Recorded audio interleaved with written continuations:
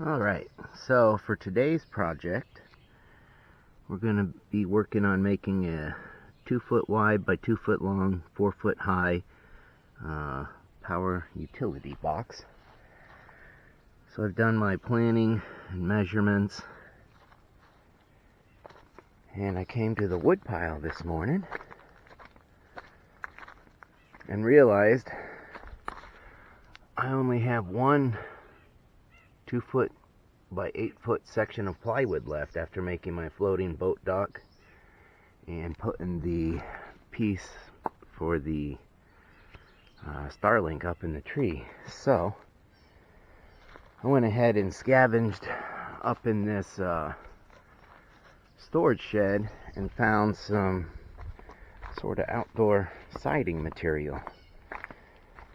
So I'm going to be using this for the outside of my utility power box. I got some stain the other day while in town.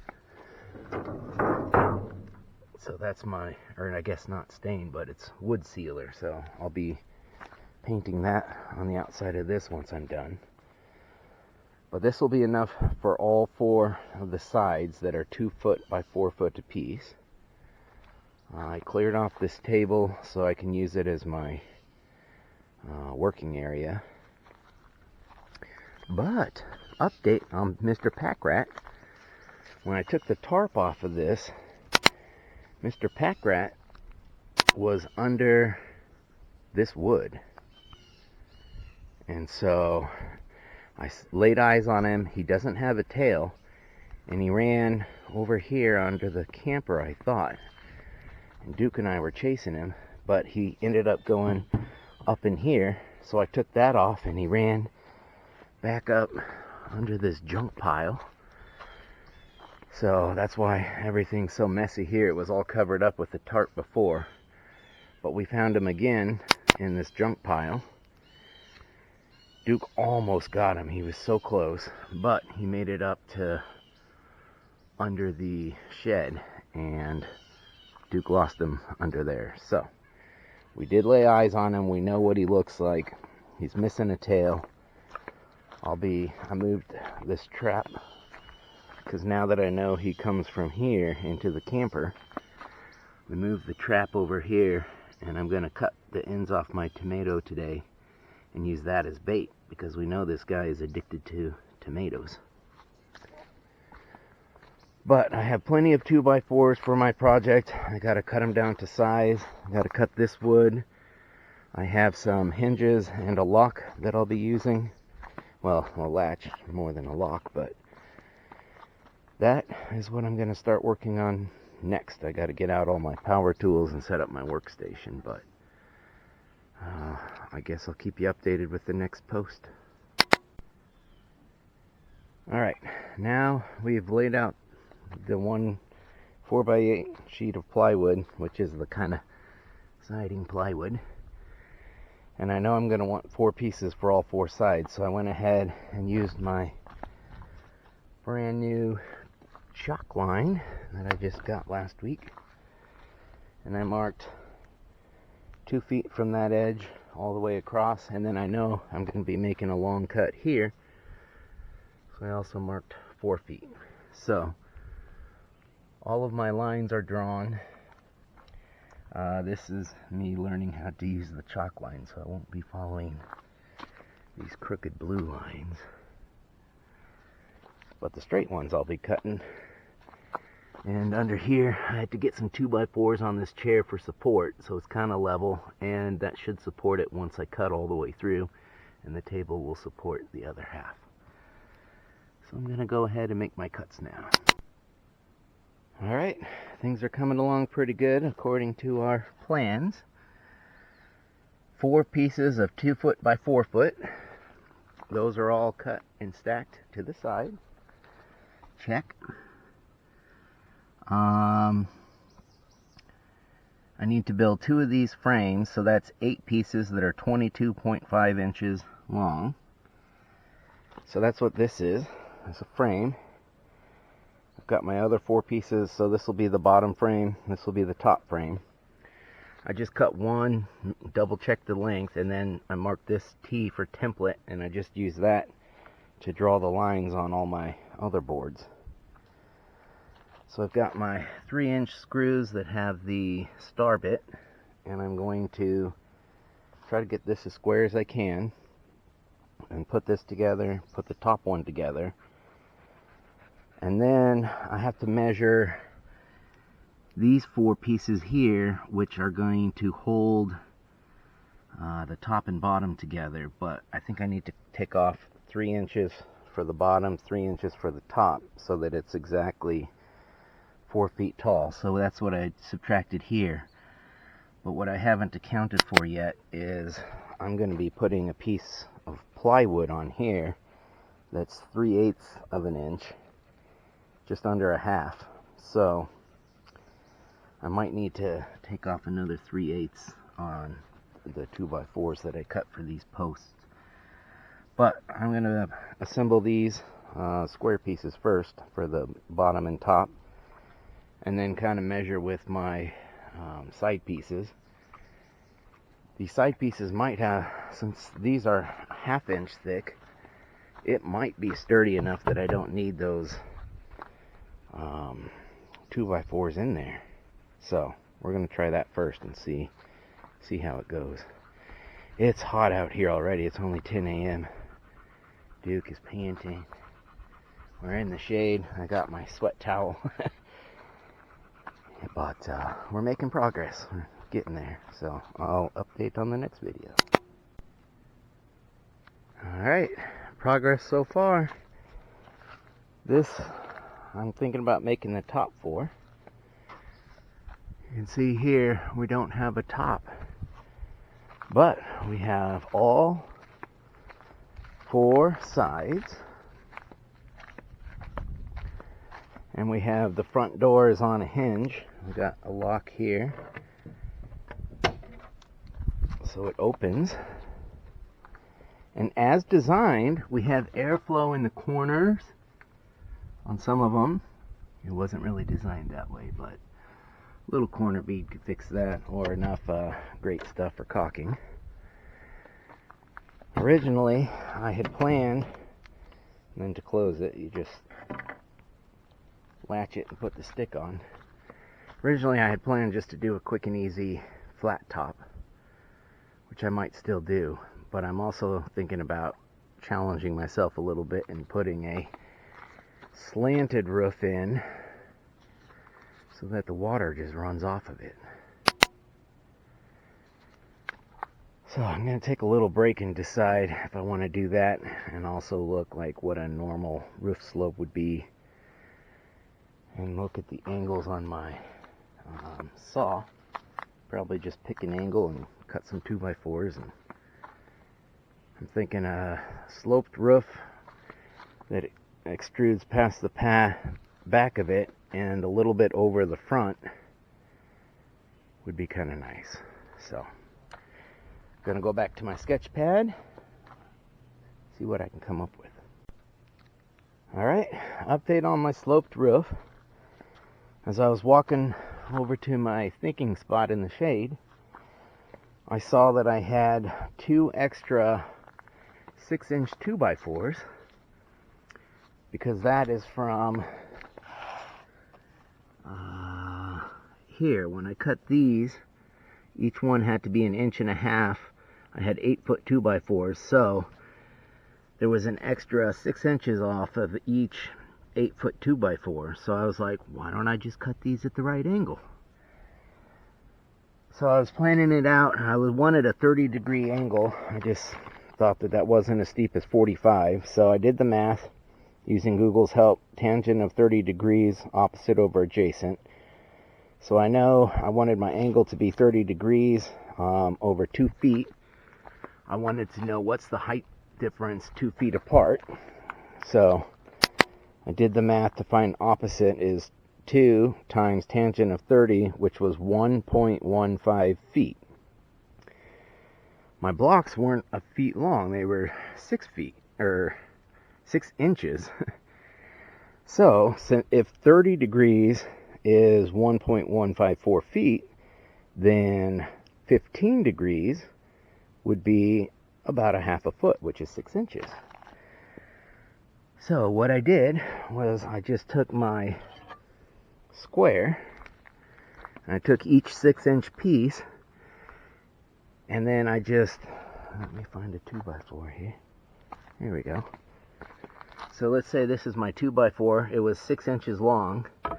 So I just marked it square, and then right at the corner, there's this pivot point. I moved the angle up to 15 degrees, drew my line, and I cut it right at the edge. So I got a little sliver here and a bigger, almost 6-inch piece there. That gives me two pieces with the exact same angle. So I did that twice. And this is what came out. I've got a 6-inch piece here, which matches up pretty good. It's flat down there. And then this is the little piece that I cut off up there. It's got the exact same angle, matches up perfect there. And on the other side, same thing. So all I gotta do is bolt this down. I might just leave this open for airflow. In my storage shed up there, I found a 4x4 piece of plywood. So this gives me overhang on all the sides, including the front. And it's slanted so the water will run off. And I know that all my batteries and electronic equipment get hot, so I'll probably scoot it forward a little bit so there's a little more overhang on the front. I don't really need that much overhang on the back. But I'm going to screw this down, and if the wind is too much and it blows rain in there, then I'll just put some pieces up to cover it as needed. But I reused 6-inch pieces of 2x4 that were just going to be scrap. And this whole sheet of plywood, which also in there, I found some roofing material, some stick-on asphalt that they used for the camper. If we stand up over here, get up high enough, you can see on the camper they used sticky shingle stuff up there. And there's extra up there, so I think I will put that on top of this wood here. And that'll really keep the water off. So, that's progress so far, and I'm going to continue working on it. Alright, the roof is screwed on. I put one screw in the top there, which went through that piece and into the bottom piece, because it's a 3-inch screw. Did the same thing on this side. So that's holding all this together. These ones here, I pigtailed from the inside. There wasn't enough room to do it here. And you see, I kind of missed that one. But this one's pretty sturdy. It's going down into there. Down into there. This one I missed pretty good. Eventually I might cut those or Dremel those apart or grinder. But, we got our little safety stick here. We have a power utility box with door and hinge, airflow, some intentional, some not. So, I haven't put the roofing material on yet, but I think I want to water seal everything first. I think this piece of wood that I found is pressure treated. I'm not sure what the blue color means. But either way, just to be safe, I know this stuff isn't. I have some WaterGuard clear wood sealer and the cheapest paint tray I could find and a roller. So I'm going to roll on some WaterGuard all over this thing, including the roof, and then once that dries I can put on the shingles and then use my dolly to move it to, first I'll have to create some level ground on the other side of the camper, but next step, put on some water sealer. So that's what I'll do next. Alright, we are all water sealed on the outside. I did the inside floor, I did the roof and the underside of the roof, just in case it gets wet in there.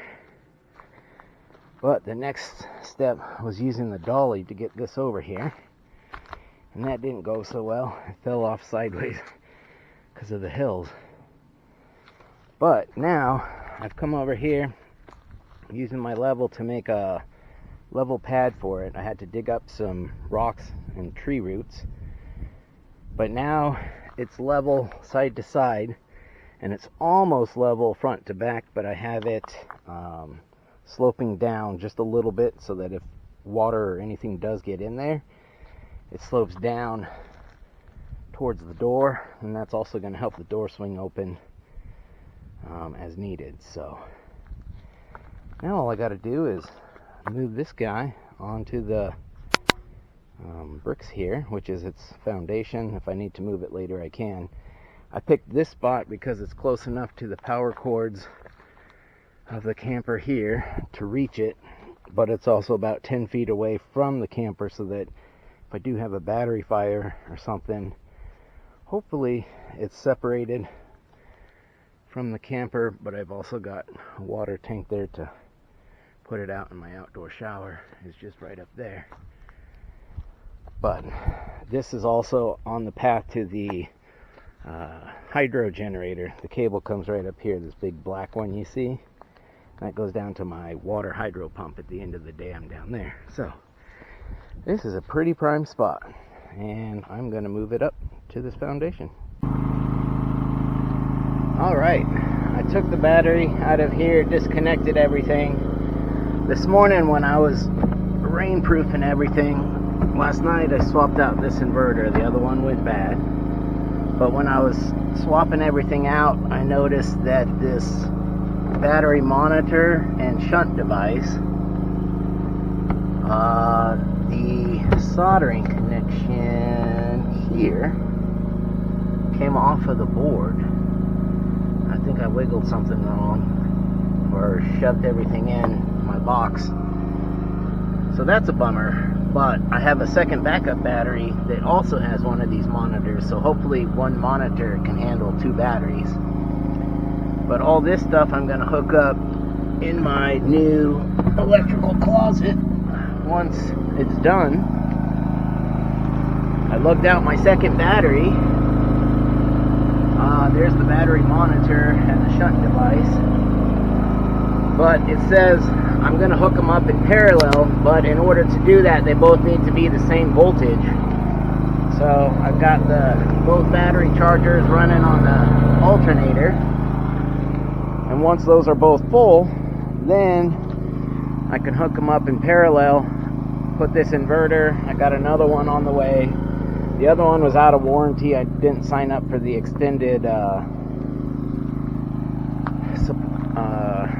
warranty on the other one, so the new one I did. It's a 3-year extended warranty. It was like $33, but I got a new one coming in the mail.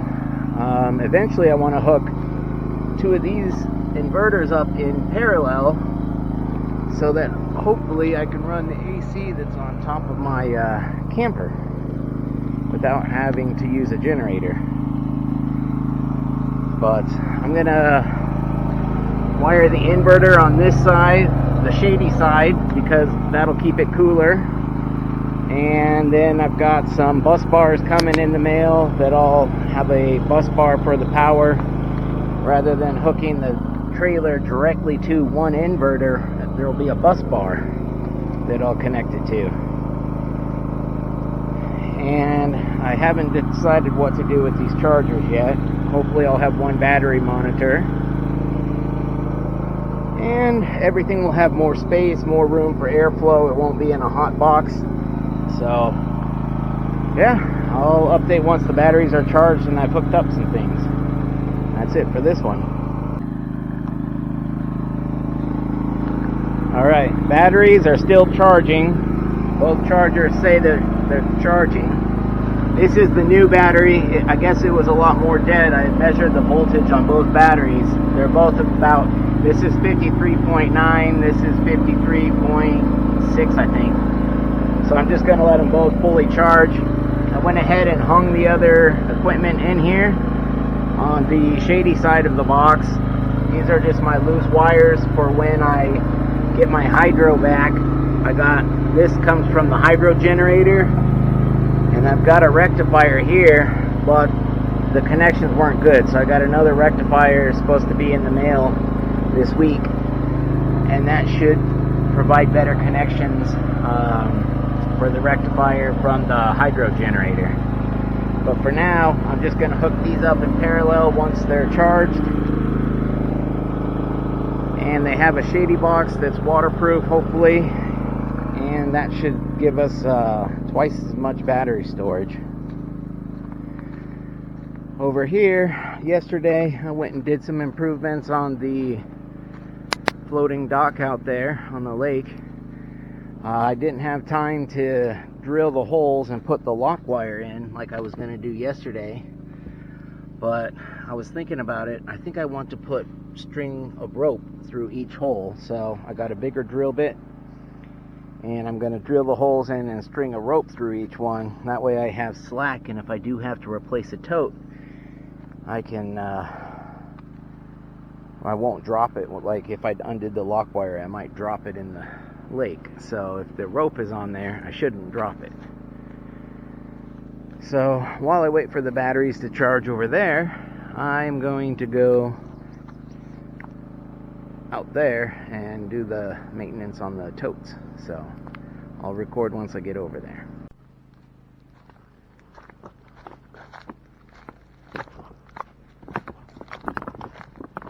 Alright, we're walking to the boat.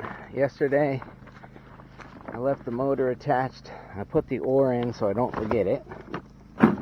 There's my tote bag of tools. I still have the life jackets in there, so that's good. Now I'm going to plop this in the water.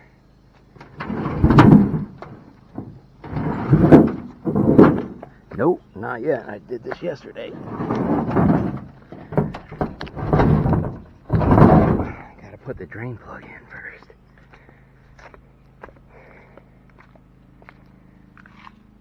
Okay. Oh, this aluminum. Ouch, that aluminum is hot. Alright, drain plug is in. Let's retry. At least I didn't have the boat all the way in the water like yesterday. Alright.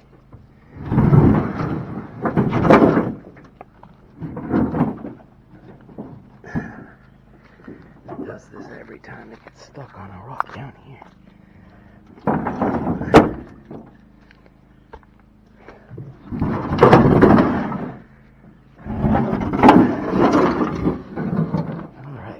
Got my rope attached so I can moor to the dock. And then I just push off and jump in. Ooh-wee, this boat is hot. I don't know if I want to sit down.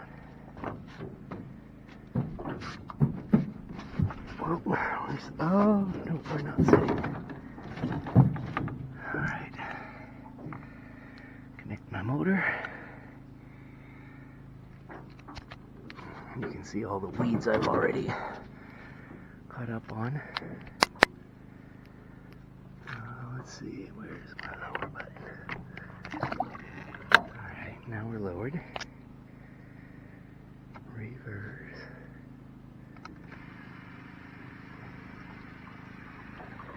Alright, we're moving.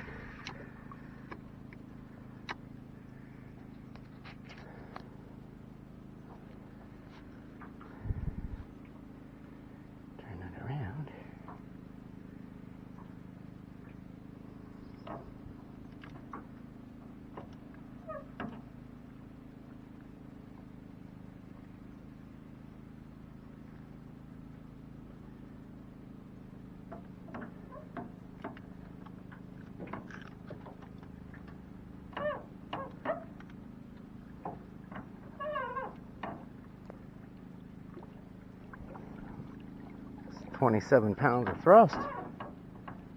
Works pretty good.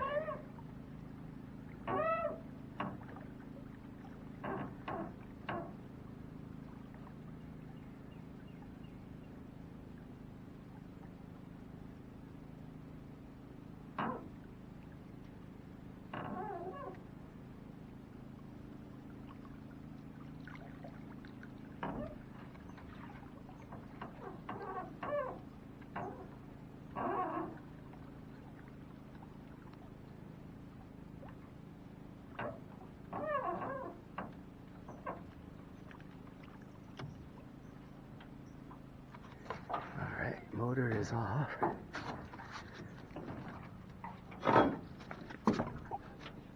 Everything on this boat is so hot.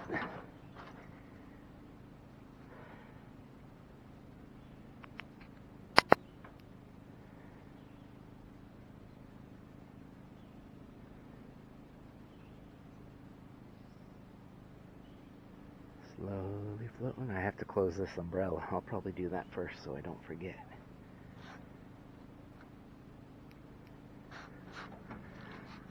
Okay, we've made it.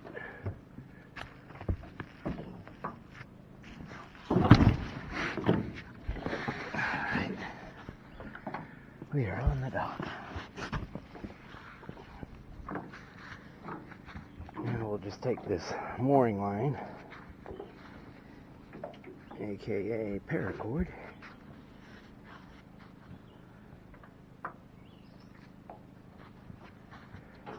over to this cleat. And this is the one that's not a real cleat, it's a towel holder, so it doesn't work so well.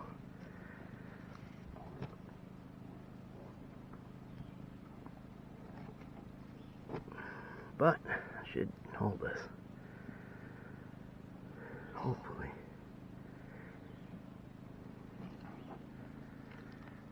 Duke likes to follow along shore. He's over there. I can't zoom in on this thing, but alright, I'm going to put on some life jackets and jump in.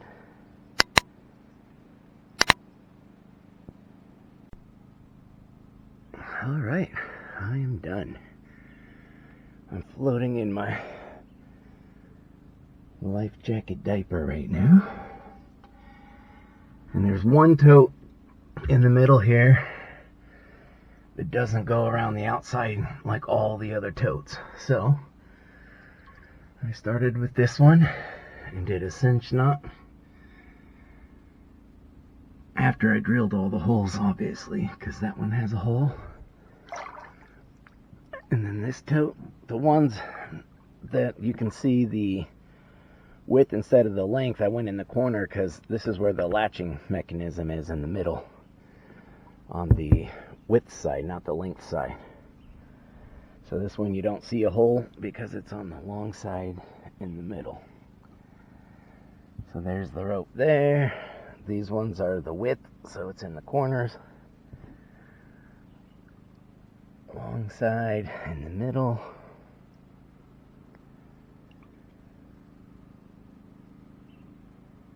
Short side corner. I went behind the stairs so that people don't get caught on it, hopefully. And then there's another corner one. Wraps around. I came back and put slack in all the ropes so that people can tie off to it or grab it if they want. But middle, corners,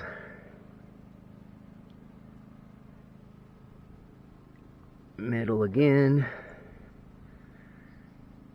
around the corner, and the last one here is tied off on the corner with another cinch knot, so if I do want to take the slack out, I can just slide the knot up and down on both sides to tighten things. But alright, that is another task complete.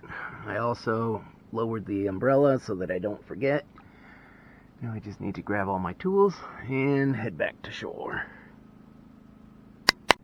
Alright, I'm back on the dock to grab my tools. I don't know if you noticed in my last video showing the rope, my boat came untied.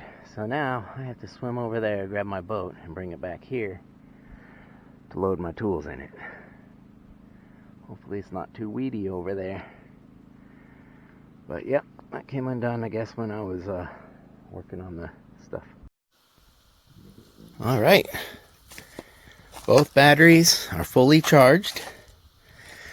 And now you can see I've hooked up the red to the red and the black to the black. So batteries are in parallel. The two chargers that I plug into the generator are there just for storage. We got the two pigtails here which go to the charger when needed. Same thing on this side. 2 pigtails. We've got one little tiny red wire. It's hard to see. There it is. That powers up this battery monitor that's upside down right now, but that goes into this USB cord over to my shunt, which protects the load in case of too many amps or something. This thing will shut it off. It goes to the negative side of the battery and the negative side of the load. So that's where my battery monitor is connected. And then we got the inverter, which just kicked on.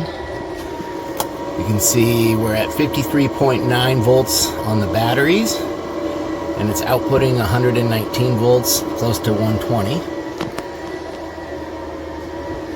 The fans are down here, and they blow the air down. But now there's plenty of room for airflow in here. Got my wire storage up there, just in case I need those once I get the solar charger, which charges from the hydro generator. So I don't have that hooked up. Water level's too low to really use that. I wrapped the cord to the camper up out the top. I was gonna drill a hole on the bottom and run it up there, but then I said, well, the top's open, I'll just run it through there. So if I end up putting siding on up here because of rain in there, then I'll just drill a hole with the paddle bit. And then I did the same thing with the cable from the hydro generator. It runs up on this side. And now we have 120 volts to the camper, and it should last twice as long. Probably take twice, well, no, it'll take the same amount of time to charge because I have the 2 chargers there that I can plug into the generator at the same time. So that'll be nice. I used to have to charge my batteries every 3 days. Now it should be almost once a week, depending how much coffee I drink during the week. But that's wraps on this. Now all the cables are in, everything's wired up. I should get like a carabiner or something for this, but for now I found a stick that fits just perfect in there. Tomorrow I may put on some shingle material on the top. I did put some water sealant on there, so it shouldn't leak or get the wood all wet, but it might just look nice having a shingled roof. So we're level on this, mostly level. I put a little bit of angle on it so that if water does get in there, it'll come out the front here, but I gotta pick up my 2 screws here. But that's it. No more box down here, which is nice. That thing would get hot in the sun, and it was too cramped and there was no airflow. Now it has airflow, plenty of space to grow. So that's it.